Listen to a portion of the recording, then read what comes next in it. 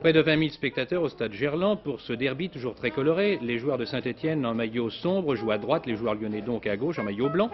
Et immédiatement, on peut noter l'imprécision du jeu dans les deux équipes, le résultat étant évidemment très important, aussi bien au point de vue prestige qu'au point de vue classement.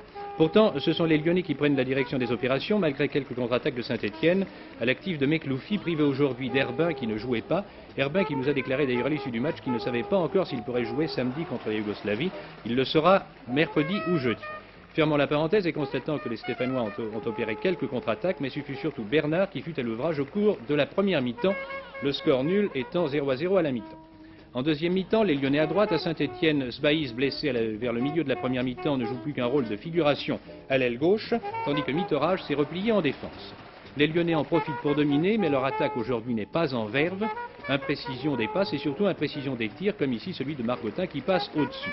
Ce qui fait que les Lyonnais ne parviennent pas, malgré une très nette domination territoriale, à ouvrir le score. Au contraire, ce sont les Stéphanois qui, sur contre-attaque, vont réussir à marquer le premier but de la rencontre. Ici, c'est Salène qui a permuté avec Revelli, et Revelli, mis en possession du ballon à l'aile gauche, tire et bat au bourg de très près, après une très belle action de Mekloufi et de Bordaz.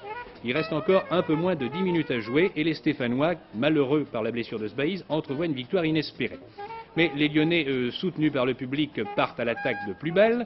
Ils pressent les Stéphanois sur leur but et sur un coup franc tiré par Rambert, la balle renvoyée une première fois et reprise par Dinalo qui égalise en battant Bernard. Donc score nul, un but partout. Vous voyez, c'est un derby encore qui a donné le même résultat.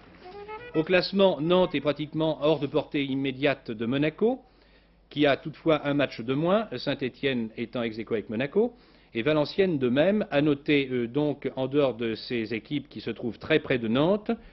Au milieu du peloton, Sedan, Bordeaux et Strasbourg, tandis que ferme la marche Nice, malgré sa victoire aujourd'hui, derrière Cannes, qui a été battu par son voisin niçois.